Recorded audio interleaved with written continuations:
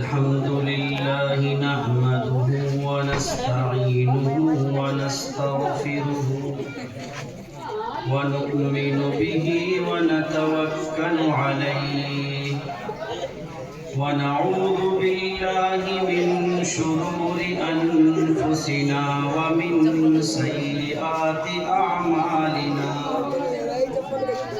من يهده الله فلا مضل له ومن يضلل فلا هادي له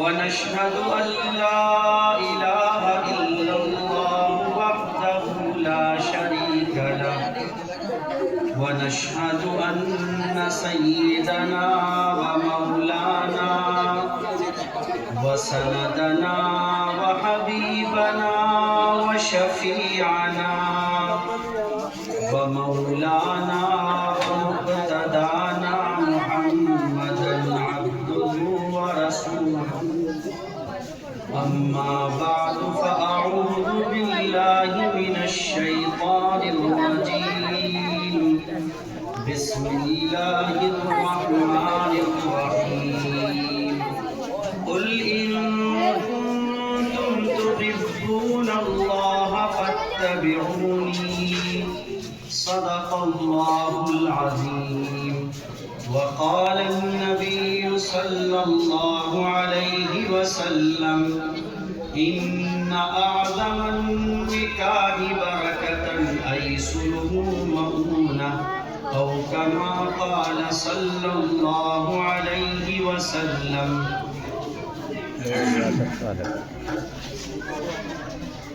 بزرگوں اور بھائیوں، جن کے پاس دین کی مجلس کے لیے وقت نہ ہو،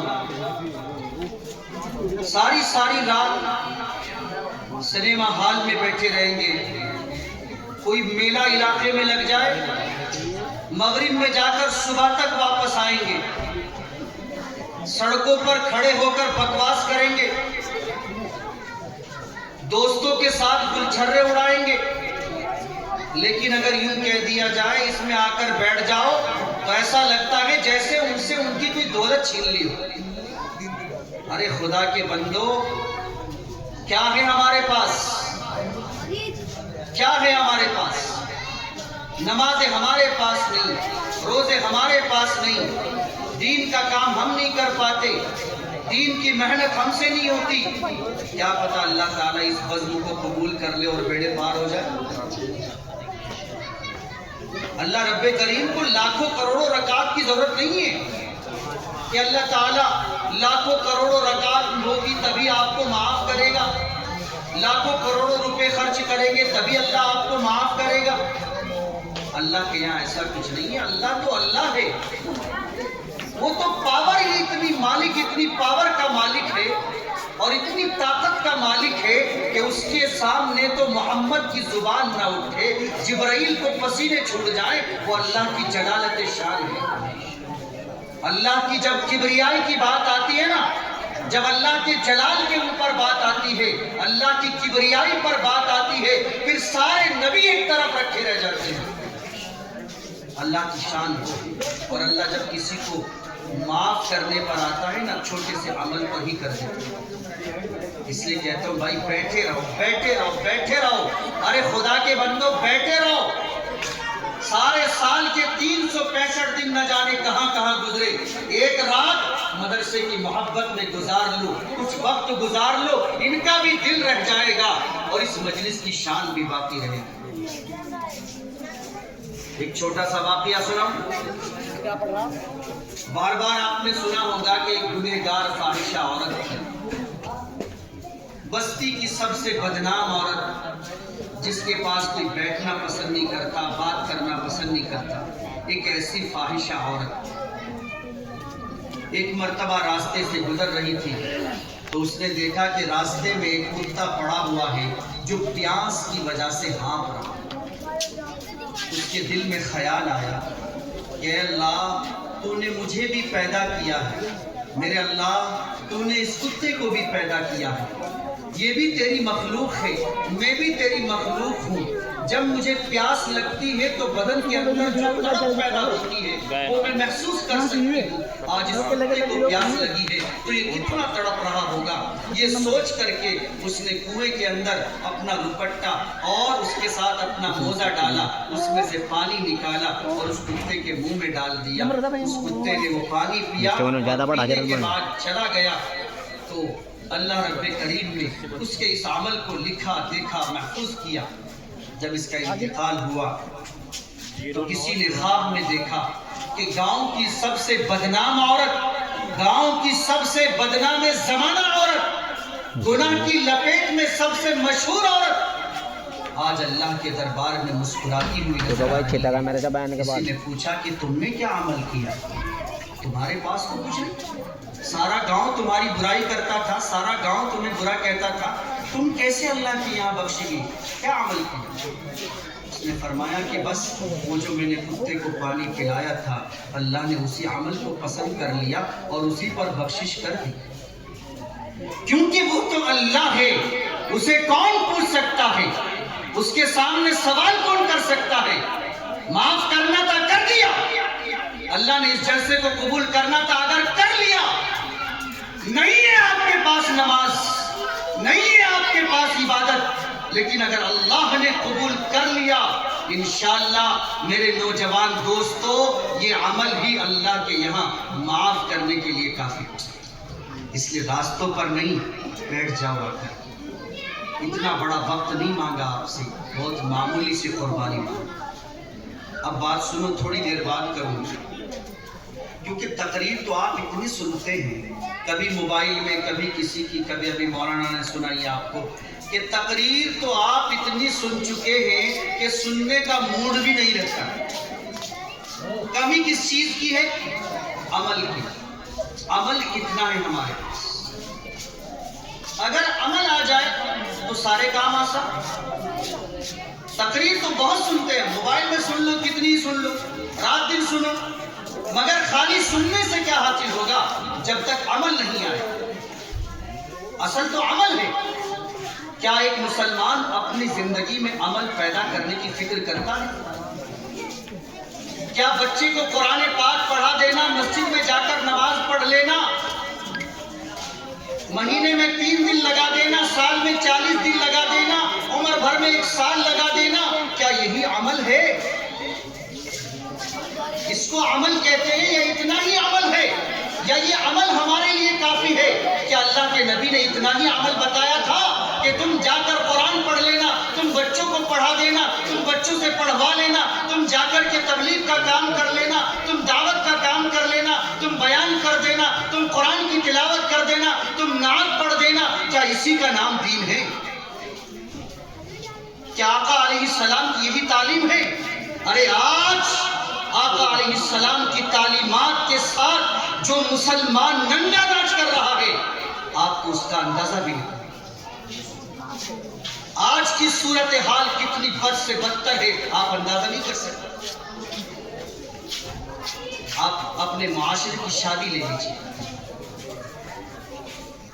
کوئی ہے کہ شادی کے بنا جس کا گھر باقی ہو؟ سماج چلے گا بنا شادی کے؟ معاشرہ چلے گا بنا شادی کے؟ ارے معاشرہ تو معاشرہ. سیدنا آدم علیہ السلام کے آنے کے بعد حوا علیہ السلام کی ضرورت پڑی, اسی لیے اللہ نے دنیا کا نظام مرد اور عورت سے چلایا ہے. ہر گھر کو ضرورت ہے شادی کی, مگر کیا ہماری شادی میرے محبوب کے زمانے کی شادی سے میل کھاتی ہے؟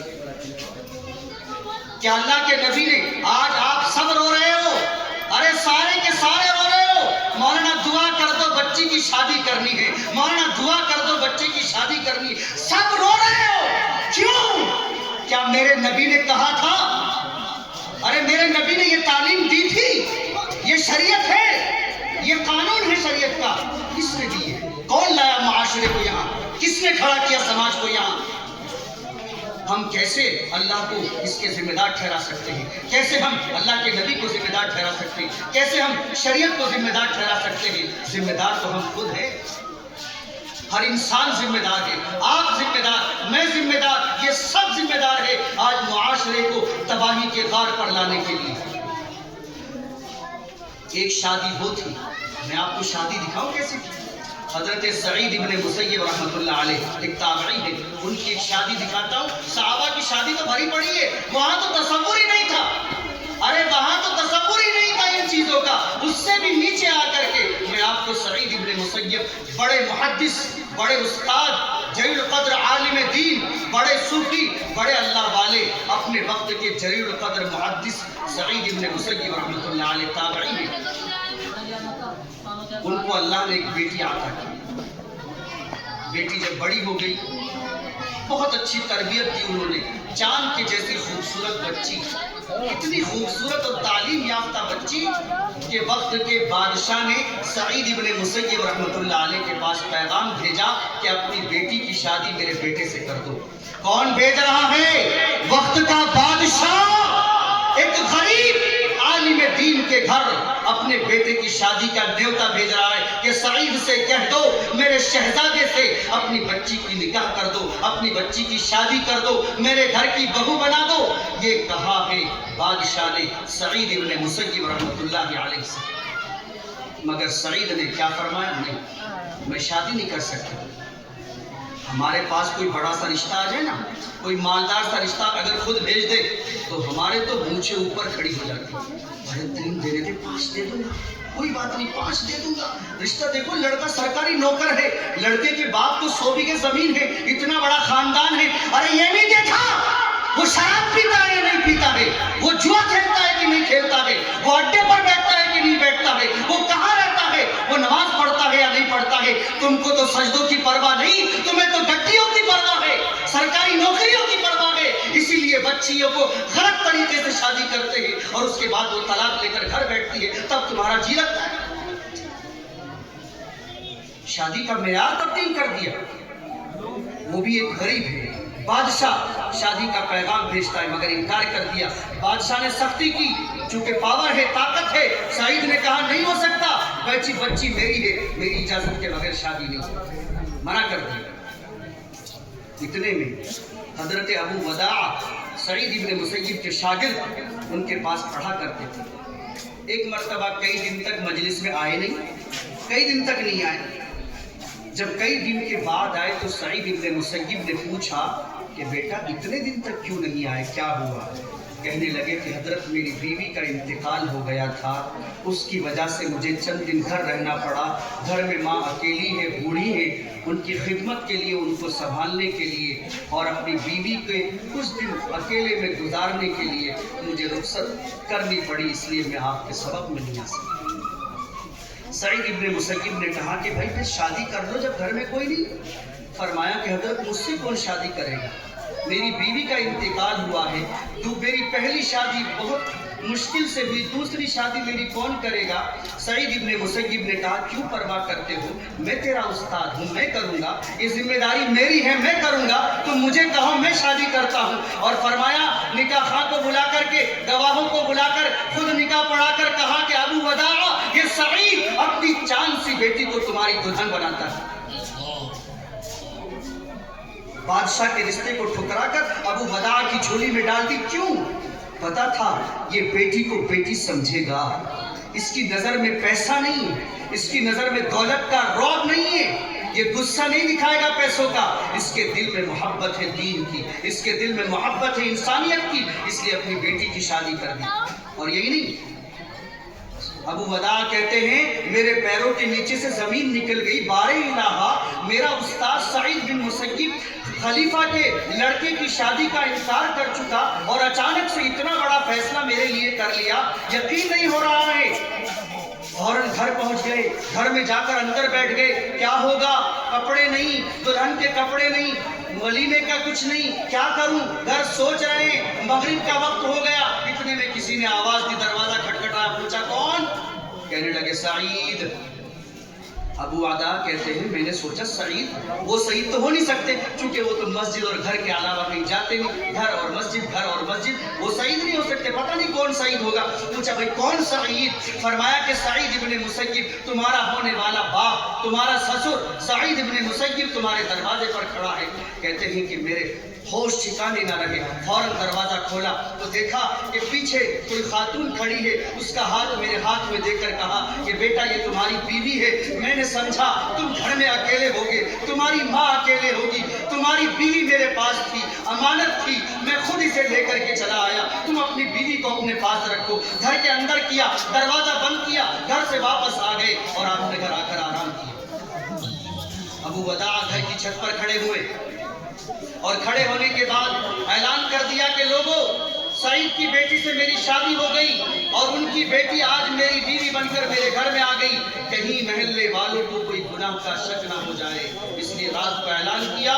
ماں نے بیوی کو تیار کیا، 3 دن کے بعد جب اپنی بیوی کا چہرہ دیکھا تو فرماتے ہیں کہ ایسا حسین و جمیل چہرہ میں نے اپنی زندگی میں کبھی نہیں دیکھا جو میرے استاد نے اس غریب کی جھولی میں ڈالا۔ کیسے شادی کو چھوڑ؟ کیا یہ طریقہ ہے؟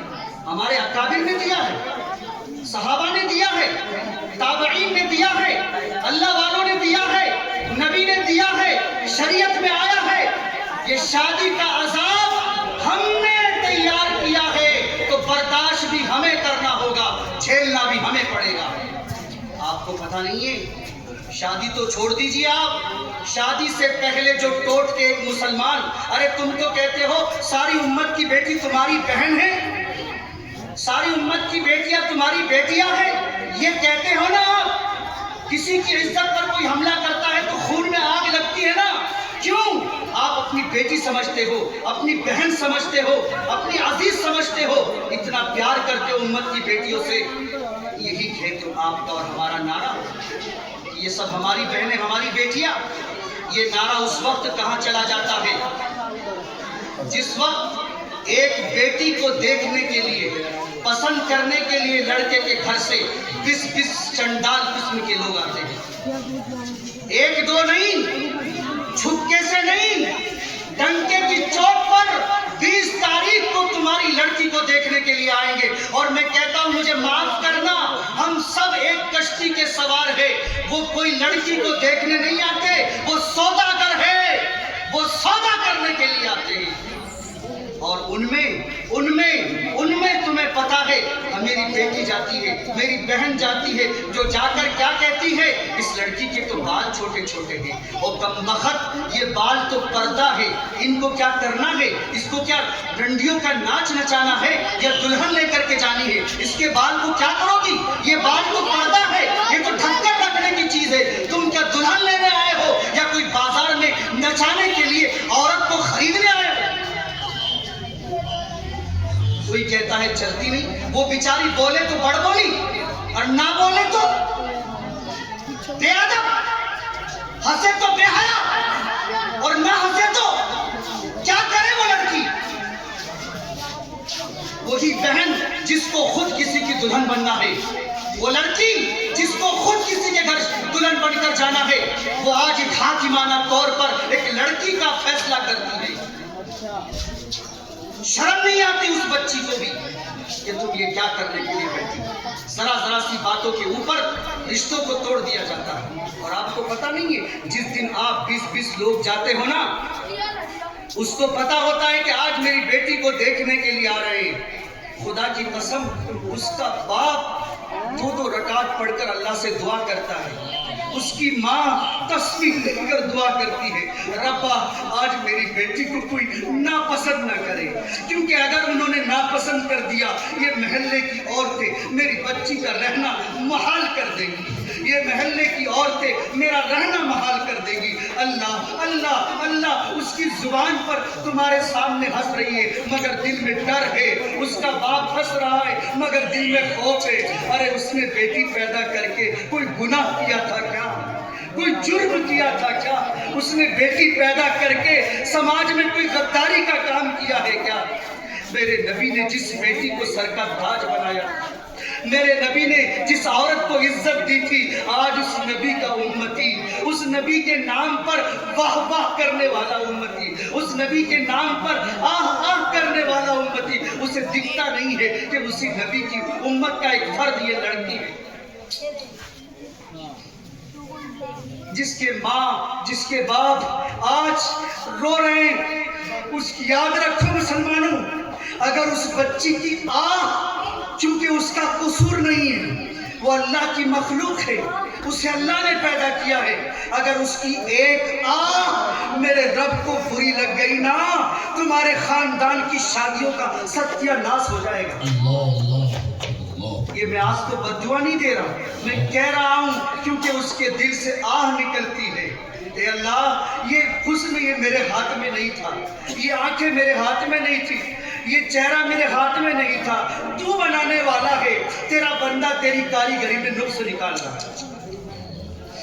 جبکہ اس کے گھر بھی بیٹی ہے، اس کو بھی شادی کرنی ہے، اس کو بھی بچی بیانی ہے، مگر اس کے بعد یہ ٹوٹ کے بازی۔ ارے اگر کسی کو ناپسند کرنا ہے تو طریقے بہت ہیں، آپ چپکے سے دیکھ لو اور کہہ دو نہیں ہو سکتا، 20 آدمی کھانا کھائیں گے، اس کا 20 ہزار خرچہ کریں گے اور گھر جا کر کہیں گے کہ مشورہ کر کے بتائیں گے۔ کس بات کا مشورہ؟ کوئی جائیداد خریدنا ہے، پراپرٹی خریدنی ہے، کس بات کا مشورہ ہے؟ آپ کو پہلے دیکھنا چاہیے تھا۔ عزیزوں، میں آپ کو ایک واقعہ سناؤں۔ پچھلے دنوں میں حضرت مولانا کلیم صاحب صدیقی کا ایک خط بہت وائرل ہوا، آپ لوگوں نے موبائل میں سنا ہوگا، جنہوں نے نہیں سنا میں سناتا ہوں، ذرا دل کھول کر سننا۔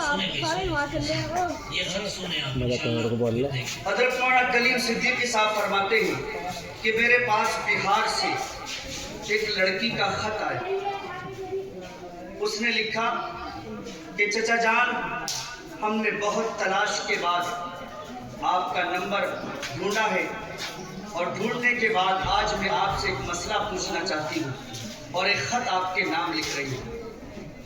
اس نے لکھا کہ چچا جان، ہم 4 بہنیں ہیں، ماشاءاللہ ہم چاروں خوبصورت ہیں، پڑھی لکھی ہیں، میرے کوئی بھائی نہیں ہے، میرے پاپا نوکری کرتے ہیں، ماں بیمار ہے، پاپا کی تنخواہ سے ماں کی دوائیاں اور گھر کا خرچ چلتا ہے، اس کے علاوہ ہمارے پاس کچھ بچتا نہیں ہے، بس عزت کے ساتھ زندگی جی رہے ہیں، کسی کے سامنے ہاتھ پھیلانا نہیں پڑتا ہے، مگر ہمارے پاس کوئی جمع پونجی نہیں ہے، نہ میرے باپ کی کمائی میں اتنی برکت یا اتنی وسعت ہے کہ جس سے ہم کچھ جمع کر سکے، ماں کی بیماری اور گھر کا خرچ، بھائی کوئی ساتھ میں نہیں ہے، یہی ہمارا گھر کا حال ہے، اس طریقے سے ہماری زندگی چل رہی ہے۔ لکھا مولانا، کئی سال ہو گئے میں نے اپنے باپ کو ہنستے ہوئے نہیں دیکھا۔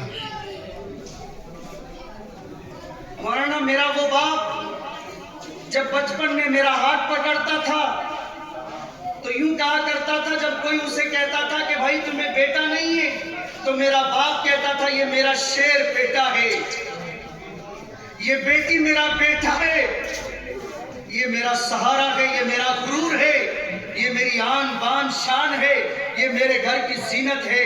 بچپن میں میرے باپ کا یہ جواب تھا۔ آج جب ہم چاروں بہنیں جوان ہو گئی ہیں تو کئی سال سے میرے باپ کی ہونٹوں پر ہنسی نہیں آئی۔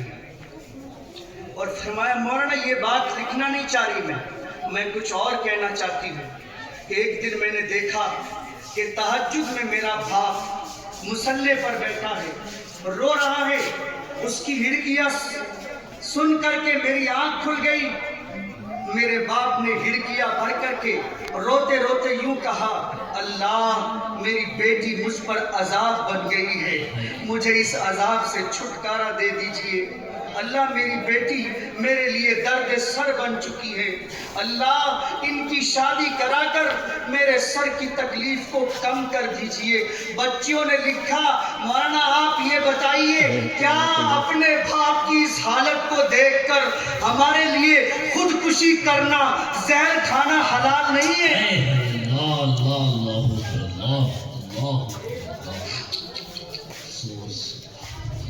کیا اب بھی ہم زہر نہیں کھا سکتے؟ کیا اب بھی ہمارے لیے خودکشی کرنا حلال نہیں ہوگا؟ ان بچیوں کو اس موڑ پر لانے والے ہم ہیں۔ آپ کہتے ہو نا کہ فلاں کے ساتھ بھاگ گئی، دوسرے دھرم میں چلی گئی، بڑا غصہ آتا ہے، بہت برا لگتا ہے کہ یہ کر لیا وہ کر لیا۔ وہ کیا کرے؟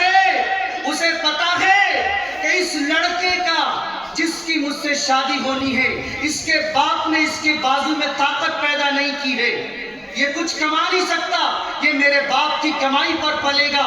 اس کو پتا ہے کہ جب تک بلٹ کے پیسے نہیں ہوں گے میری شادی نہیں ہو سکتی، اور بلٹ کے پیسے میرے باپ کے پاس ہوں گے نہیں۔ یہی نہیں ہے اور جب وقت گزرتا ہے آپ کی بھابھی جو گھر میں آتی ہے اس کے تانے الگ سننے پڑتے ہیں، یہ سانڈ کا سانڈ یا گھر میں پڑا ہوا ہے، اسے کوئی لینے بھی نہیں آتا ہے۔ گھر کی آپ کی چچا زید بہن اس کو تانے دیتی ہے، بھابھی تانے دیتی ہے، آپ کے پڑوس والے تانا دیتے، وہ کس کس کے تانے سنے؟ وہ کیا کرے؟ اسے پتا ہے کہ بلٹ کے پیسے نہیں ہوں گے، میری شادی نہیں ہوگی، جب نہیں ہوگی یہ لوگ مجھے جینے نہیں دیں گے۔ وہ زہر کھا لیتی ہے، کسی کے ساتھ نکل کر بھاگ جاتی ہے، کیونکہ وہی جانتی ہے اس تکلیف کو جسے وہ برداشت کرتی ہے، اور یہ پیدا کرنے والے ہم اور آپ ہیں۔ آپ تو کہیں گے کہ جی اگر میں جہیز نہ دوں تو میری بچی سے شادی کون کرے؟ آپ کا یہی سوال ہے نا کہ اگر میں جہیز نہیں دوں گا تو میری بچی سے کوئی شادی نہیں کرے گا، مجبوری ہے۔ تو میں یہ کہتا ہوں کہ آپ کو صرف لڑکی ہی لڑکی ہے کیا؟ لڑکے نہیں ہیں؟ لڑکے بھی تو ہیں۔ ارے اگر کوئی تمہاری لڑکی کو بغیر جہیز کے نہیں لیتا ہے تو تم اپنے لڑکے سے شروعات کرو، کہو کہ میں اپنے بیٹے کی شادی بغیر جہیز کے کروں گا۔ تمہیں خدا کی طاقت پر یقین نہیں ہے کیا؟ کیا اللہ روٹی نہیں دے گا؟ روزی نہیں دے گا؟ سسرال سے گاڑی نہیں ملے گی تو آپ بائک پر نہیں بیٹھو گے کیا؟ سسرال سے پلنگ نہیں ملے گا تو چارپائی نہیں ملے گی؟ آپ کو اللہ پر یقین نہیں ہے؟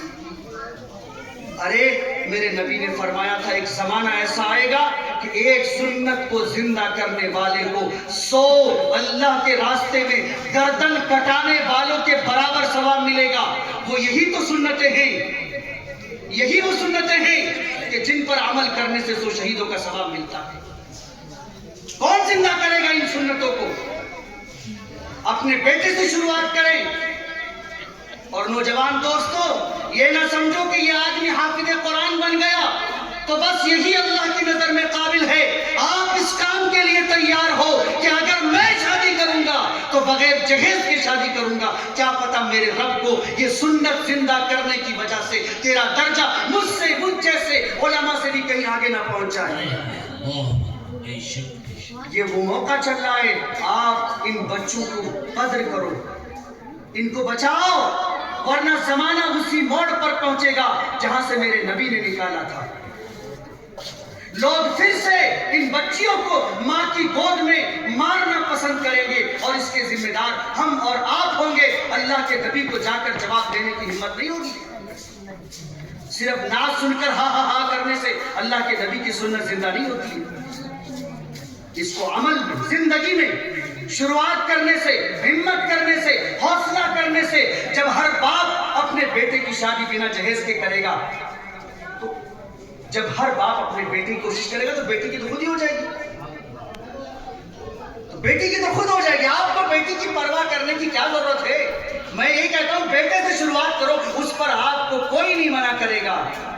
بیٹی کو جہیز دو، مجبوری بن گئی، لیکن بیٹے سے شروعات کرو۔ سب کو بیٹے ہیں، اگر سب شروعات کر دیں گے تو انشاءاللہ یہ نحوست ختم ہو جائے گی۔ لیکن اس کو کوشش کرنی پڑے گی، اور کوشش یہ ہم جیسے جتنے بیٹے ہیں نا یہاں، ہم جیسے اور آپ جیسے کوئی بھی پیچھے نہیں ہے۔ इल्ला माशाअल्लाह। अल्लाह तौफीक दे, अल्लाह उनके अमलों को बेहद कबूल करे जिन लोगों ने इस पर कदम उठाया है, चाहे आलिम हो या गैर आलिम हो, वरना हर कोई इस सुन्नत के तर्क में अल्लाह के यहाँ मुआवजे में आएगा। आज बच्चियों को जिंदा दरगोर करने की दोबारा कोशिश हो रही है, इसलिए कि शादी को इतना महंगा कर दिया कि बच्चियां घर से भागने पर मजबूर है। मेरे भाइयों, तकरीर बहुत सुनते हैं हम, तकरीर सुनना मकसद नहीं, किसी बात को दिल में बिठाओ और इरादा करो मैं करूंगा इस पर अमल। मैं देखता हूं मेरा बच्चा भूखा मरेगा क्या ससुराल के माल से ही मेरे बच्चे को गाड़ी मिलेगी?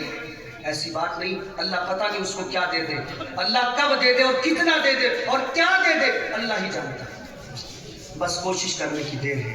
अल्लाह रब्बे करीम हम सबको कहने सुनने से ज्यादा अमल की सआदत नसीब फरमाए। हज़रात मोहतरम